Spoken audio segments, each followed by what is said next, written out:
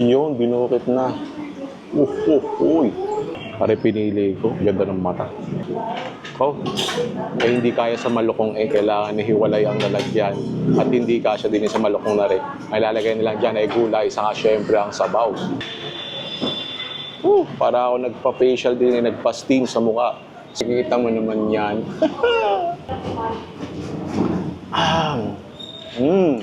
Ang init, ang asim, just the way I like it. Na part yan, okay.